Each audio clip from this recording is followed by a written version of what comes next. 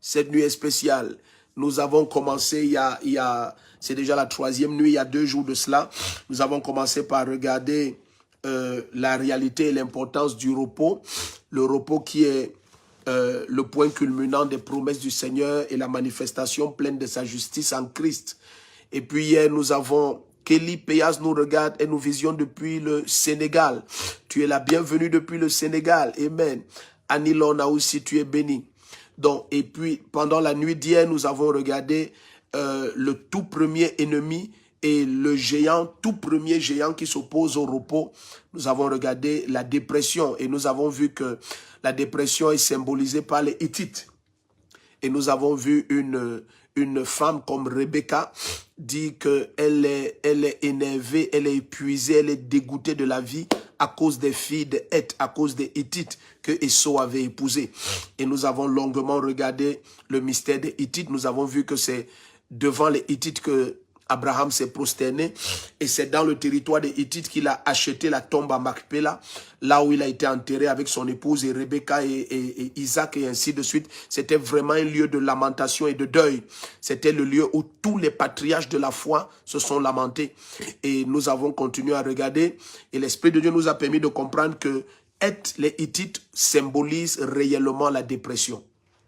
Et puis nous avons par la grâce de Dieu regardé les armes, non seulement les armes de dépression, mais aussi les instruments de Dieu pour triompher de la dépression. Et nous allons aller très vite cette nuit parce que nous avons à peine 1 heure et nous avons vu que même les 2 heures passent très vite. Imagine 1 heure. À peine on va dire amen tout à l'heure, on sera déjà à 23 heures. Donc, bien-aimé, s'il te plaît, invitons le maximum à être connecté, c'est très important. Ce que nous partageons cette nuit est capital, c'est capital. Ce que nous avons entamé hier, lorsque nous avons entamé la dépression, nous avons eu tellement de messages, tellement de témoignages, mais tellement de messages, tellement de messages. Alors, ça nous permet non seulement de comprendre que le thème que nous avons reçu de l'Esprit de Dieu, il est central. Il est central, c'est un cri profond au milieu des enfants de Dieu. Mais bien aimé, cette nuit, nous allons essayer de donner plus de lumière sur ce tout premier géant qui est la dépression. Parce que, aussi simple que ce mot paraisse, nous avons commencé à regarder que l'ennemi a divers canaux par lesquels il produit et amplifie cet instrument de l'ennemi qui est la dépression. C'est un géant terrible et c'est le tout premier qu'on rencontre lorsque on va à Canaan. Nous avons regardé et nous avons vu que dès lors qu'ils ont envoyé les 12 espions sont allés du côté de Hamath, ils sont allés dans la plaine de Heth. Ils sont allés chez les Hittites et c'est là-bas qu'ils ont vu les géants, les fils d'Anak, et ils sont retournés avec des nouvelles qui ont tellement déprimé Israël que Israël a dit, il valait mieux pour nous qu'on ne sorte pas de l'Égypte. Nous allons retourner en Égypte. Pourquoi nous allons mourir au désert? Vous imaginez? Et le Seigneur a dit, ne vous inquiétez pas en disant, la dépression a toujours un langage. Et si vous vous souvenez, nous sommes allés très loin. Okay. Donc nous allons aller dans le livre de 2 Rois chapitre 4. 2 Rois chapitre 4, 2 Rois chapitre 4, alléluia, 2 Rois chapitre 4. Donc, j'étais en train de dire, lorsque vous regardez une femme comme Rebecca, et vous imaginez, et s'il te plaît, sois très attentif parce que nous allons aller tout droit dans la révélation, et si le Seigneur nous fait grâce, nous aurons aussi le temps de prier.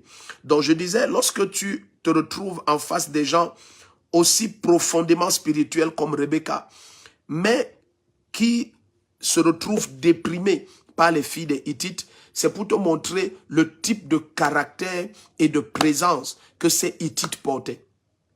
Et vous vous souvenez, je vous ai dit que le prince des Hittites, leur roi, finalement, son nom est devenu le nom d'un mauvais esprit. C'est comme lorsqu'on parle de Jézabel. Hier, je vous ai parlé de Ephron.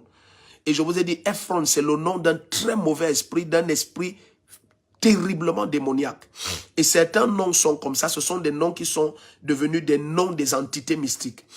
Et je vous donne l'exemple simple de Jézabel. Donc, c'est un esprit qui oppresse. Nous avons vu par exemple le cas de Saül. La Bible dit que Saül avait un esprit méchant qui venait sur lui et qui le tourmentait. Et nous avons vu hier que certaines dépressions n'ont rien à voir avec la condition sociale, avec les expériences vécues. Non, il y a des dépressions qui sont des attaques, qui sont des oppressions spirituelles.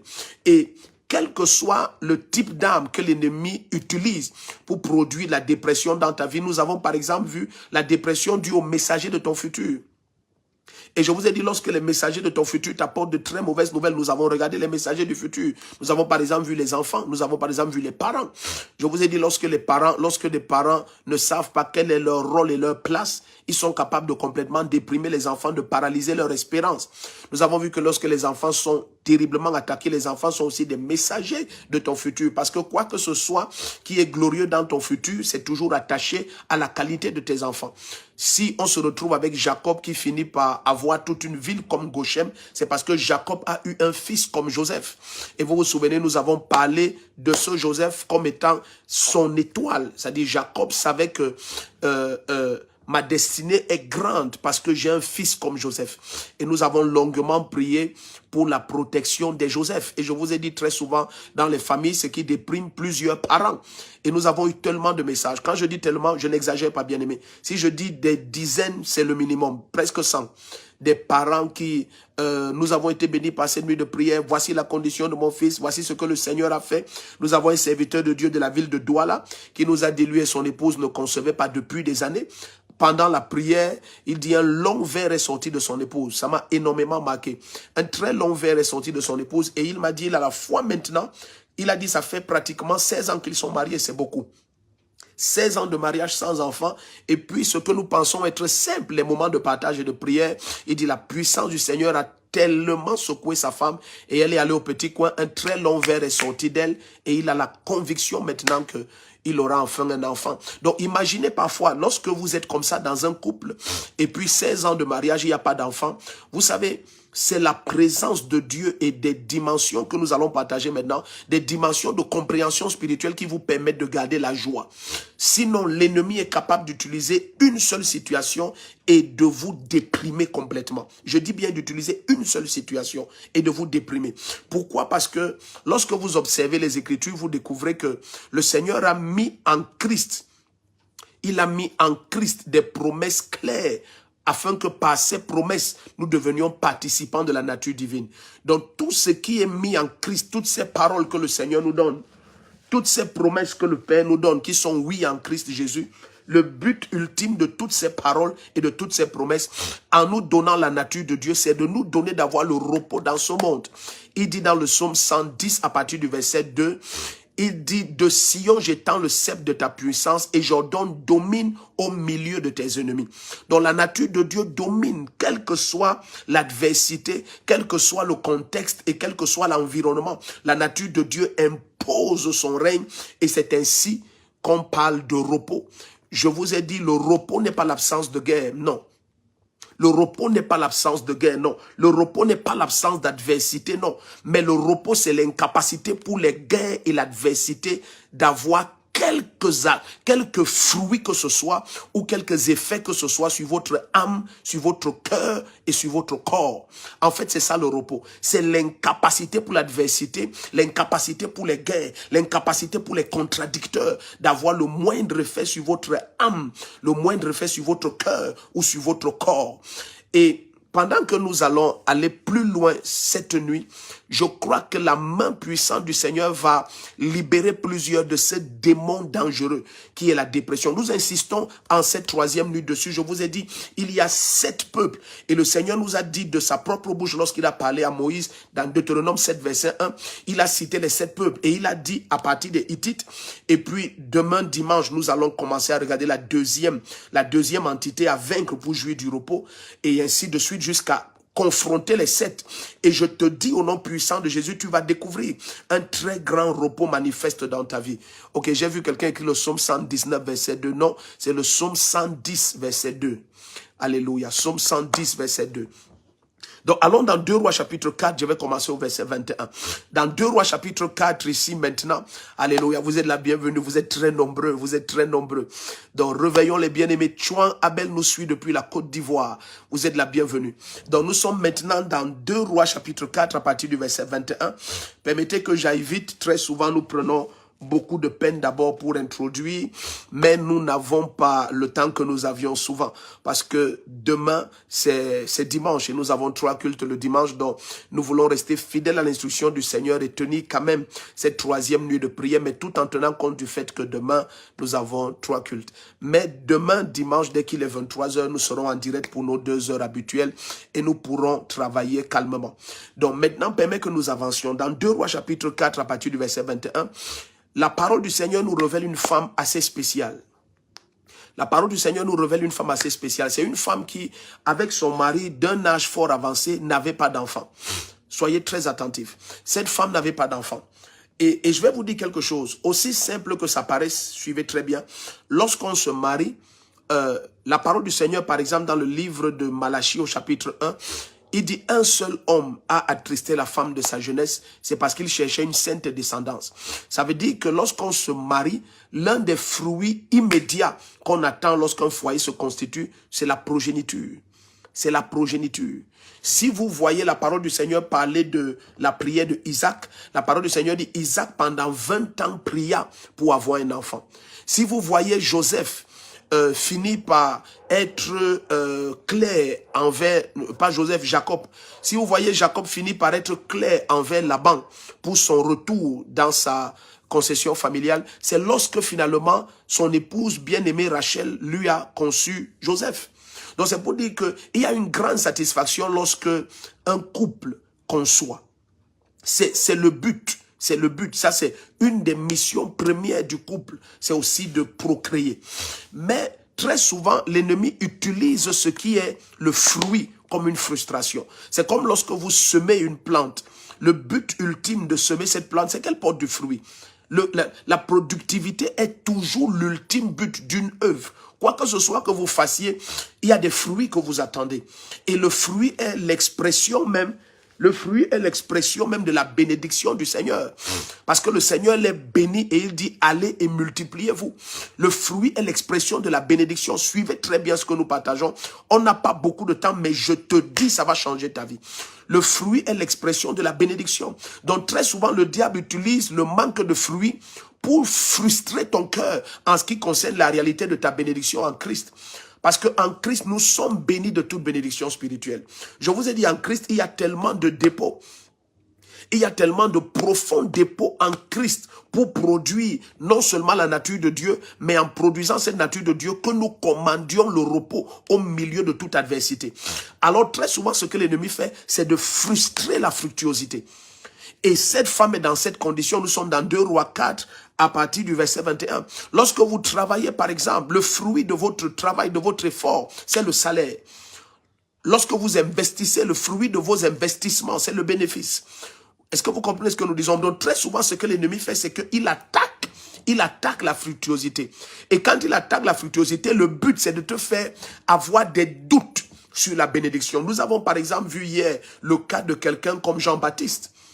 Jean-Baptiste s'est retrouvé en prison et il a envoyé... Vous imaginez, Jean-Baptiste était déprimé à l'extrême. Déprimé à l'extrême, à l'extrême. Jean-Baptiste a envoyé des gens demander à Jésus, es-tu celui qui doit venir? Maintenant, tu pourrais simplement penser que non, mais attends, ça arrive aux autres. Faites très attention. Faites très attention. Ces 7 nuits, elles ne sont pas ordinaires. Faites très attention d'aller croire que ce que vous voyez fréquent dans l'église n'est fait que pour les autres. Vous serez très naïf d'avoir ce genre de pensée. Jean-Baptiste est présenté par Jésus, pas comme un prophète, mais comme un oracle, une voix qui crie au désert. Il dit, êtes-vous allé voir un prophète? Il dit non, c'est plus qu'un prophète. Donc, Jean-Baptiste est quelqu'un de tellement spirituel. Jean-Baptiste est rempli de l'esprit depuis le sein de sa mère. Jean-Baptiste a une vision divine extraordinaire. Il dit, celui qui m'a envoyé baptiser m'a dit, son écoute de Dieu est très profonde. Jésus le présente comme le plus grand homme né d'une femme. Ça veut dire que de la race d'Adam, Jean-Baptiste est le point culminant. Il est le point culminant. Personne n'est jamais sorti des entrailles d'une femme et a dépassé Jean-Baptiste. Et ce monsieur, Satan, a été capable de le déprimer. Donc, arrivé à un moment donné, je vous ai dit qu'il y a la dépression qui est due à l'isolation. Suivez bien ce que nous partageons là. Je suis en train d'aller vite comme ça parce que nous voulons exploiter ce court temps et donner le maximum de lumière. Je dis, Jean-Baptiste s'est retrouvé dans une position dépression profonde. Et hier, nous avons parlé de ce type de dépression qui est due à l'isolation. Jean-Baptiste a vu tous les apôtres qu'il a bâtis, tous les disciples, pardon, qu'il a bâtis pendant des années s'éloigner de lui et aller vers Jésus-Christ. Jean-Baptiste s'est retrouvé seul en train de confronter le roi de l'époque. Jean-Baptiste s'est retrouvé en prison et quelqu'un qui était suivi par des foules, quelqu'un qui était, la Bible dit que tout Israël allait à lui. Oh, ce terme est très fort. Tout Israël allait à lui. Des autorités les plus élevées jusqu'aux personnalités les plus insignifiantes, entre guillemets, de la société, tous allaient à Jean-Baptiste. Ce monsieur, tout d'un coup, s'est retrouvé seul. Ses disciples lui ont dit, voici que tous vont à Jésus. Et il a dit de sa bouche lui-même, il faut qu'il croisse et que je diminue. Mais bien aimé, l'ennemi a utilisé cette position de diminution, si tu permets cela, pour tellement déprimer Jean-Baptiste. Et nous avons regardé certains cas de ces âmes d'isolation en ce qui concerne ce démon qui est les Hittites. Nous avons vu par exemple le cas du prophète, le prophète Élie. Élie a dit, je suis resté moi seul. Dans cette pensée qu'il avait qu'il est seul. Et c'est pour ça que hier nous avons partagé sur le fait que tout chrétien devrait avoir une profonde, quand je dis profonde, si vous me donniez votre attention, j'allais vous dire quelque chose de terrible ici. Tout chrétien doit développer une profonde. Profonde, c'est un mot français qui n'est pas très fort. Une intimissime communion avec le Saint-Esprit. Bien aimé, le Saint-Esprit est capable de te faire connaître la présence de Dieu et des anges et des êtres célestes à un tel point que tu ne peux jamais être isolé. Jamais.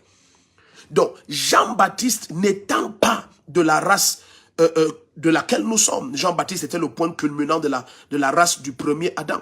Alors Jean-Baptiste n'avait pas ce genre de communion avec le Saint-Esprit. Jean-Baptiste s'est senti seul, comme Élie s'est senti seul. Ils ont tellement déprimé. Vous vous souvenez, Élie a demandé la mort. Élie de sa bouche a demandé la mort. Et je te dis, ça c'est l'une des armes que les Hittites, ce démon qui est symbolisé par les Hittites en ce qui concerne le repos à Canaan, c'est une des armes qu'il utilise, c'est l'isolation. Et nous avons pour l'isolation, nous avons regardé, si vous vous souvenez bien, je fais ce rappel à dessein. Nous avons regardé le psaume 69. Ceux qui se souviennent, ce n'était que hier. Nous avons regardé le psaume 69 et je te montrais dans le psaume 69 que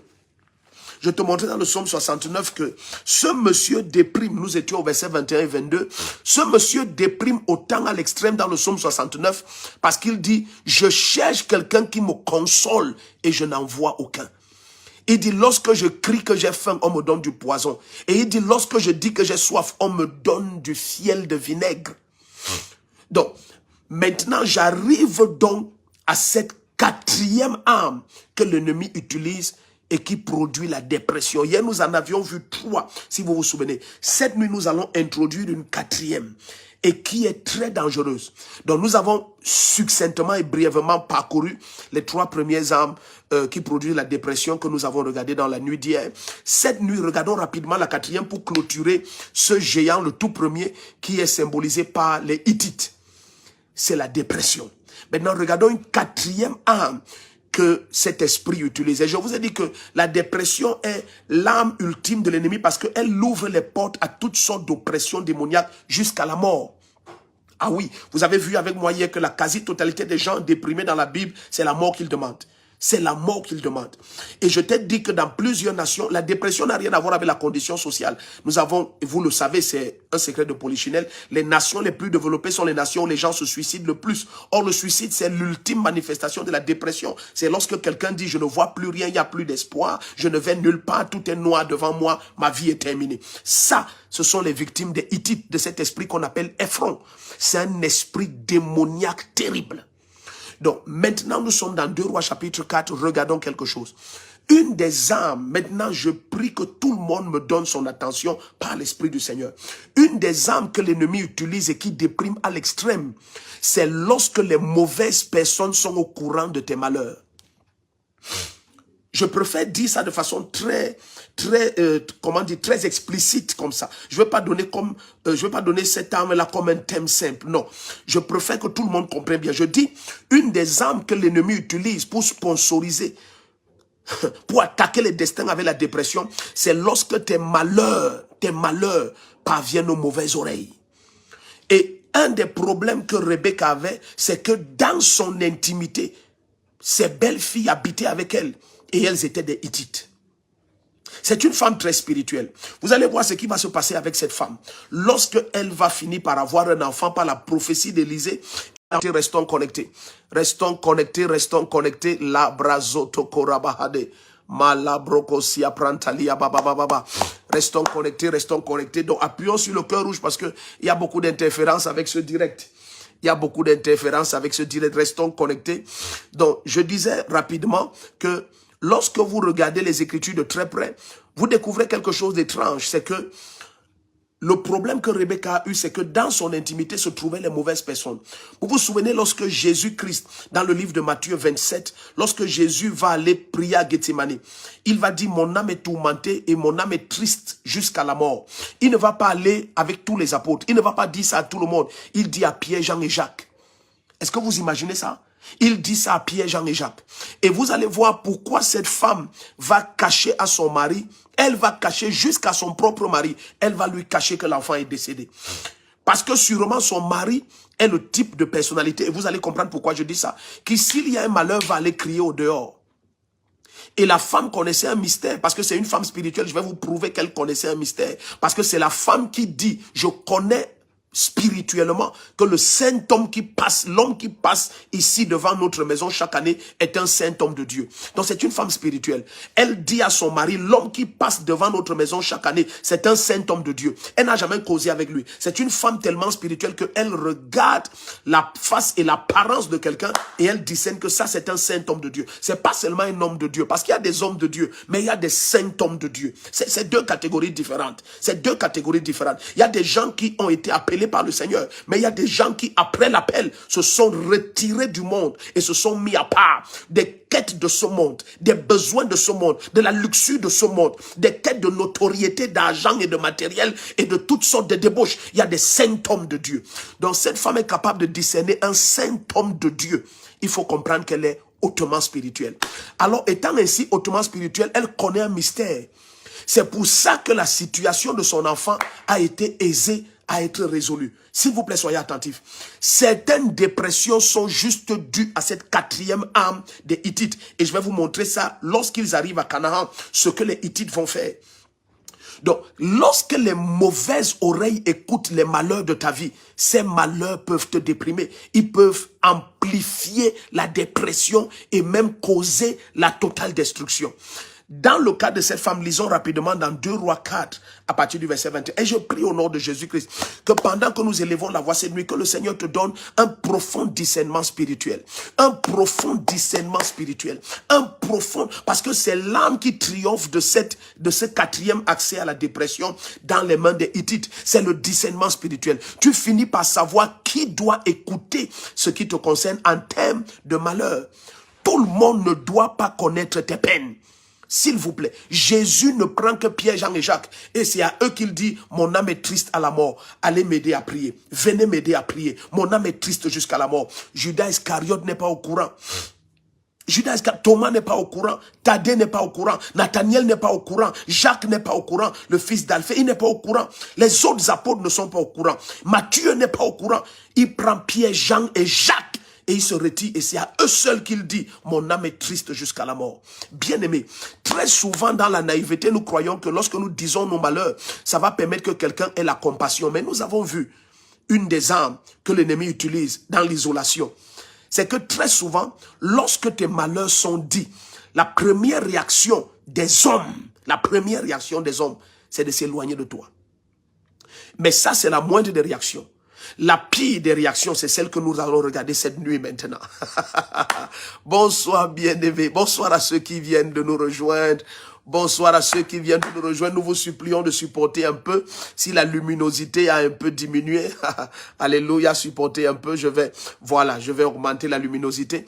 Donc, je crois que c'est meilleur maintenant, la luminosité est meilleure. Donc, la grâce de Dieu est sur vous. Restons connectés. Nous croyons le Seigneur que pendant ces quelques minutes, il va faire quelque chose d'extraordinaire. Nous sommes dans 2 Rois 4 à partir du verset 21. Alors, il est dit ici, Elle monta, le coucha sur le lit de l'homme de Dieu, ferma la porte sur le lit et sortit. Elle appela son mari et dit, envoie-moi, je te prie, un des jeunes serviteurs et une des ânesses. Je couche l'homme de Dieu et je reviens. Verset 23, suivez très bien, nous sommes dans 2 Rois 4. Verset 23, il dit, pourquoi vas-tu chez l'homme de Dieu aujourd'hui? Ce n'est pas la nouvelle lune ni le sabbat. Elle répondit, tout va bien. Ça, c'est le papa de l'enfant défunt et c'est son épouse, la maman de l'enfant, qui dit au papa, tout va bien. Aïe, aïe, aïe. Et Jésus. S'il vous plaît. Écoutez bien. La quasi-totalité des peines qui ont pris une forte amplitude dans ta vie, ce n'est pas la peine en elle-même qui a produit cet abattement de ton âme et cette dépression. Non, ce sont les paroles et les actes sortant de ceux dont il n'aurait jamais dû être au courant de tes peines. Lorsque les mauvaises oreilles sont informées concernant tes peines, la peine là peut devenir une dépression. Je dis la peine, elle peut devenir une dépression. Et lorsque nous allons rapidement regarder comment la femme se comporte envers son propre mari, là c'est son mari. Là c'est le monsieur qu'elle aime, mais elle connaît aussi. Il n'est pas la bonne oreille pour écouter les malheurs. Sa réaction va amplifier ce problème. Les personnes que je ne veux pas voir dans cette maison vont entrer dans cette maison. Des gens à qui je n'ai pas à répondre, je n'ai pas à répondre sur des questions d'inquisition des affaires de ma vie vont entrer dans cette maison. Parce que sûrement son mari allait se mettre à crier. Mais la femme a pris le corps. Elle est montée dans la chambre du prophète. Elle a fermé la porte. Elle a fermé la porte sur son malheur. Je prie pour toi au nom de Jésus. Apprends à fermer la porte sur ton malheur. Apprends à fermer la porte sur ton malheur. La majorité des gens qui ont écouté tes malheurs, c'est leur attitude et leurs paroles qui ont été les armes des Hittites pour produire la dépression dans ta vie. Ce sont leurs attitudes. Ce sont leurs attitudes. Imagine lorsque la fiancée écoute ce que son soi-disant fiancé dit d'elle parce qu'elle s'est confessée à lui. Elle a fermé la porte sur son malheur. Elle a porté le corps du bébé. Oh, Kamantali Bababaya. Elle a porté le corps du bébé. Elle est montée dans la chambre du prophète. Elle a couché son problème et elle a fermé la porte sur son problème. Son propre mari, parce qu'elle connaît que ce monsieur est spirituellement immature, elle décide qu'il ne doit pas être au courant de ce problème. Et elle ferme la porte sur son problème. Je prie pour toi cette nuit. Ferme la porte sur ton problème. Cesse de crier tes malheurs à tout le monde. À tout le monde. Vous vous souvenez, elle est tellement mature, cette femme, que lorsque Élisée va lui dire, tu nous as montré de l'empressement. Tu m'as construit une chambre quasiment en dur et tu as équipé cela pour que quand je passe, que je réside chez toi à l'abri dans cette chambre. Qu'est-ce que je peux faire pour toi? Est-ce que je parle en bien de toi au roi ou au général de l'armée? Parce que Élisée, les rois l'appelaient papa, il était le père spirituel des rois. La femme dit non, j'habite au milieu de mon peuple, ça veut dire je n'ai besoin de rien. Imaginez. Oh, elle est en face d'un prophète. Elle reconnaît que c'est un saint homme de Dieu. Mais comme elle ne le connaît pas de façon personnelle, malgré qu'elle a spirituellement discerné, j'ai beaucoup à dire en 1 heure. Je vous supplie, soyez attentifs. Malgré qu'elle a spirituellement discerné que c'est un saint homme de Dieu, elle n'a toujours pas eu une communion humaine avec lui. Donc elle ne trouve pas que Élisée est qualifié pour qu'elle lui révèle ses peines.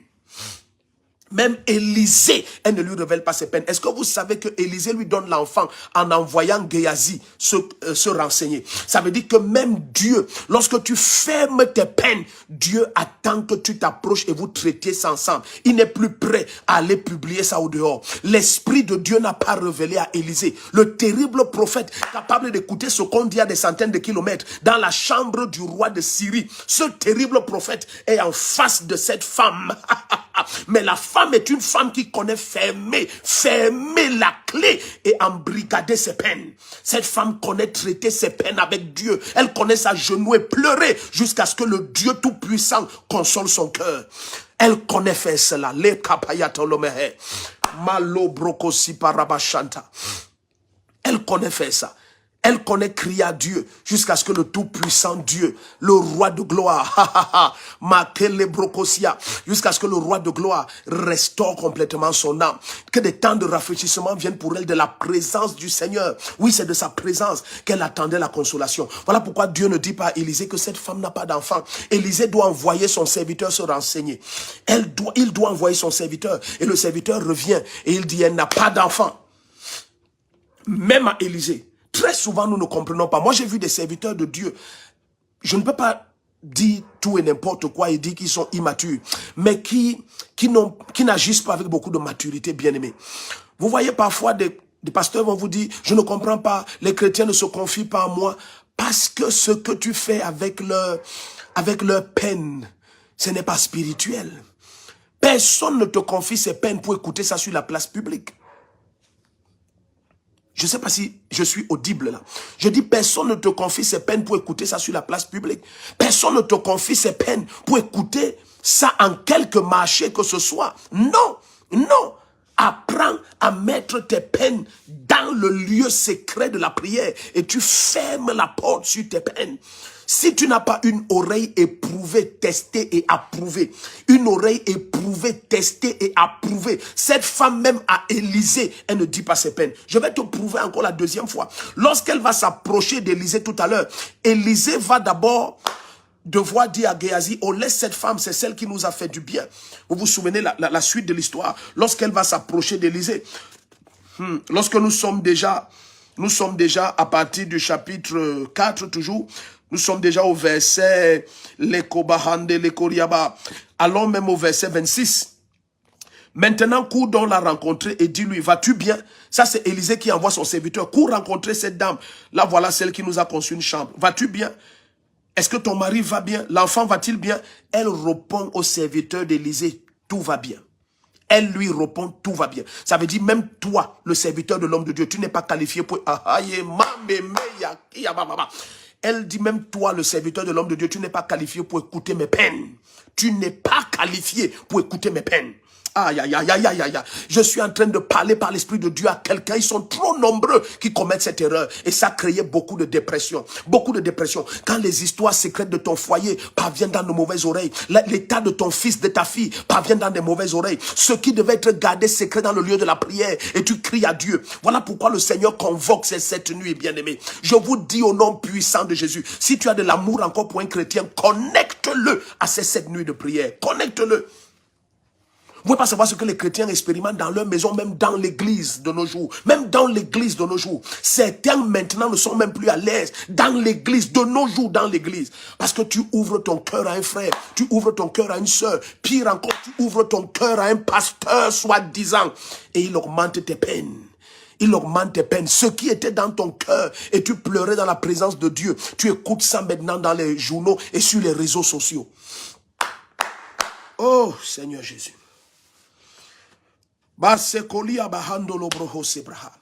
Allons-y. Alors elle dit au serviteur de l'homme de Dieu dans 2 Rois 4, verset 26, tout va bien. Verset 27. Dès qu'elle fut arrivée auprès de l'homme de Dieu sur la montagne, elle étreignit ses pieds. Elle s'est mise à genoux et elle a attrapé ses pieds. Oh Seigneur Jésus. Ce que nous partageons, bien aimé, je ne sais pas comment te dire ça. Vous voyez, les révélations de l'esprit, c'est la vie.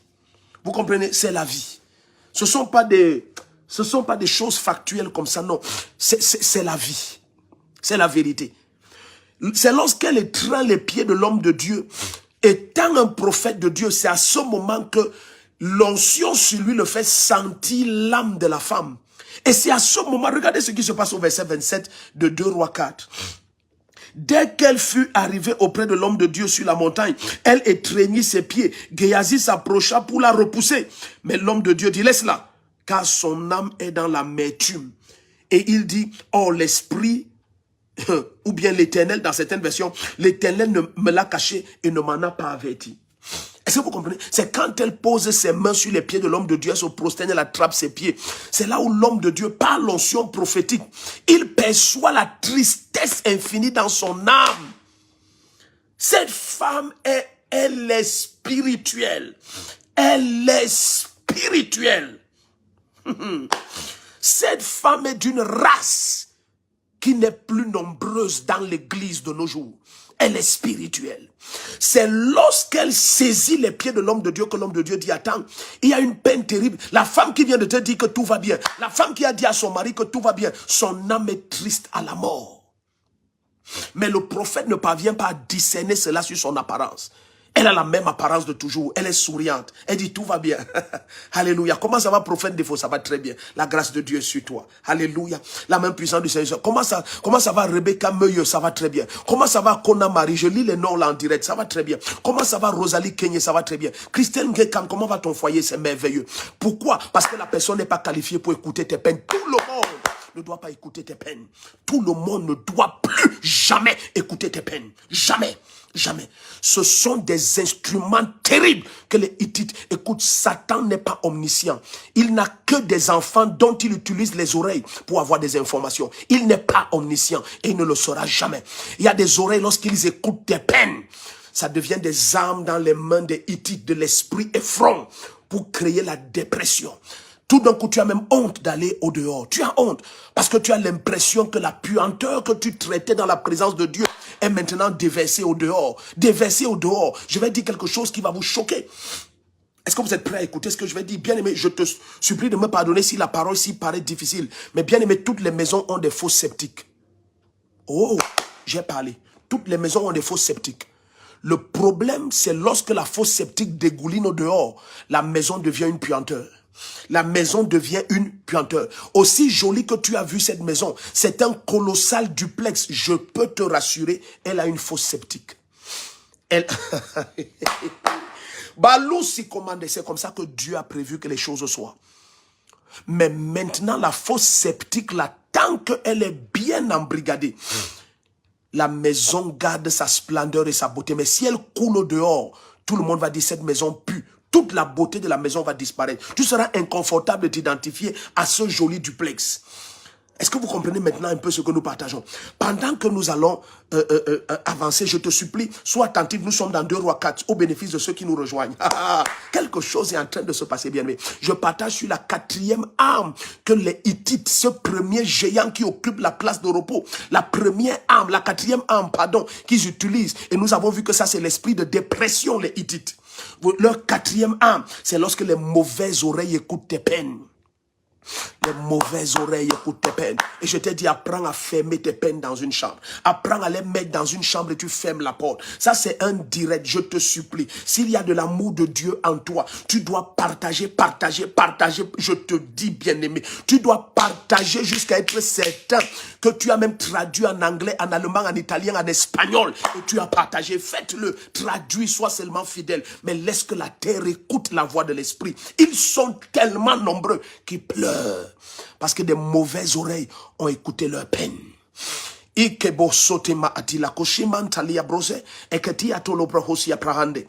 Regarde, bien-aimé. Ah, chate que les mots soprente liata la brocosia pa. Et mambrose que la prohosia. Imagine un seul instant que. Imagine un seul instant que le mari de cette femme était au courant. Parce qu'elle est spirituelle et elle connaît son mari. Je vais vous choquer. Elle ne s'est jamais retournée vers son mari. Elle qui... ça va commencer. Elle qui est capable de discerner un homme de Dieu saint qui passe au loin. Il y a un homme avec qui elle habite depuis des années. Elle ne voit pas en lui un saint homme de Dieu. Suivez très bien. Elle habite avec un homme. Et maintenant, elle est capable de regarder par la fenêtre et elle voit un autre homme au loin. Et elle dit à son mari, ça c'est un saint homme de Dieu. Mais elle habite avec un homme aussi. Donc ça veut dire qu'elle a aussi discerné cet homme. Si elle peut discerner celui qui est loin, je te rassure maintenant qu'elle a discerné celui qui est proche. Ce monsieur ne connaît pas garder les peines.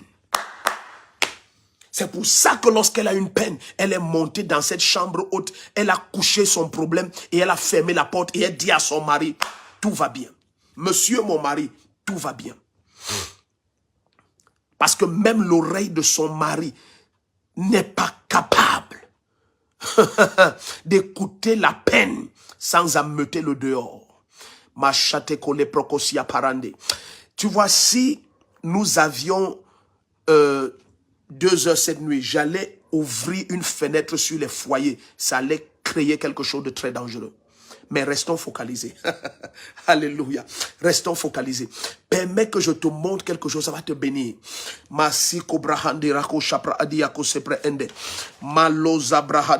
Allons dans le livre de Genèse. Rentrons d'abord dans ce Genèse 27. Je vais te montrer quelque chose. Allons dans Genèse 27, verset 46. Merci Saint-Esprit. Bienvenue. Tous ceux qui nous rejoignent. Alléluia. Nathalie, Sandrine, Jimmy, bienvenue, bienvenue. Connectons la terre entière. Quelque chose se passe. Écoute bien, aimé. Si tu es juste honnête avec toi-même, l'Esprit de Dieu est en train de nous bénir tellement. Je te dis tellement. Donc, allons dans Genèse 27, verset 46. Bienvenue à tous ceux qui nous rejoignent. Bienvenue à tous ceux qui nous rejoignent. Les brako rabahande les kosiapa. Laissez-les kotolo brandalia teleko shabrahanda. Meloko riabro zegelia baranta kolebrehende. Alléluia. Je vais aller vite, hein, je vais aller vite. Vous allez permettre, je vais faire quelque chose. Je vais aller vite. Et vous allez comprendre. Je vous supplie, cette nuit, aussi court que notre temps paraisse, je vous dis, écoutez. Vous pensez qu'on a déjà partagé? Non. Le partage arrive. Le partage, je dis devant Dieu, ça arrive. Soyez calmes. Lisons rapidement Genèse 27, verset 46. Et on va aller dans 2 Samuel 11. Et après ça, on va dans 2 Samuel 11. Écoute, tu vas être libéré de la dépression. 2 Samuel 11, après. Commençons par Genèse 27, verset 46.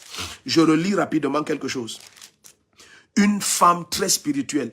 Genèse 27, verset 46. Rebecca dit à Isaac, je suis dégoûté de la vie à cause des filles de Heth. Si Jacob épouse une Hittite, une des filles du pays comme celle-là, à quoi me sert la vie?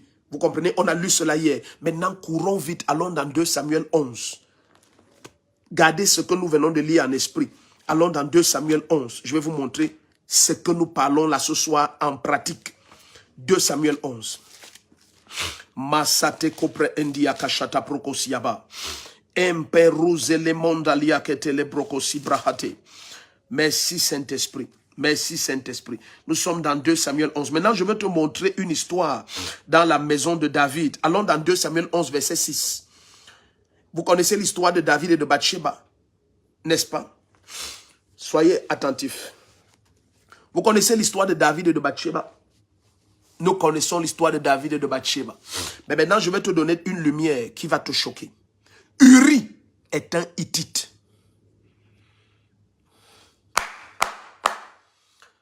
Fais attention à ceux qui écoutent tes peines. Je vais aller doucement. Il n'y a aucun moyen de justifier l'acte de David. Non, aucun moyen. En fait, c'est parce que David a voulu dissimuler son péché que l'épée est entrée dans sa maison. Il n'y a aucun moyen. Permettez-moi de vous faire voir quelque chose. L'épée qui va entrer dans la maison de David, vous savez, lorsque vous êtes spirituel, la parole du Seigneur dit quelque chose qui est important que dans le livre de 1 Corinthiens, je pense chapitre 2, j'essaie de retrouver ça dans mon esprit à partir du verset 14. Il dit l'homme spirituel juge de tout, mais lui-même n'est jugé par personne. Quand on dit juge de tout, c'est pour dire discerne tout. Vous voyez, tout ce qu'on sait au bout, c'est que David, en dissimulant son péché, a invité l'épée dans sa maison. L'épée est entrée dans la maison de David. Mais bien aimé, au début, qu'est-ce que David n'a pas discerné? David n'a pas discerné que de quelque manière, suivez très bien, et vous allez découvrir que tout au long des Écritures, ça va être comme ça. La quasi-totalité des grands malheurs générationnels qui vont entrer dans la maison de certains saints du Seigneur, ça va venir des Hittites. Le premier que je vais regarder rapidement, c'est Uri. David avait mis, la Bible dit que Uri faisait partie du conseil secret de David. Et Seigneur Jésus-Christ, qui écoute tes peines? Ça veut dire que si Uri était dans le conseil secret de David, Uri est très bien placé pour connaître que tous les ménages de David sont des catastrophes. Tous ces foyers sont des catastrophes. Tous ces foyers sont des catastrophes. Permettez que je lis cette histoire. Quelque chose est en train de se passer. Regarde. La Bible dit... oh, merci Seigneur. Commençons au verset 3. David, nous sommes dans 2 Samuel 11, à partir du verset 3. David envoya prendre des informations sur cette femme. On lui dit,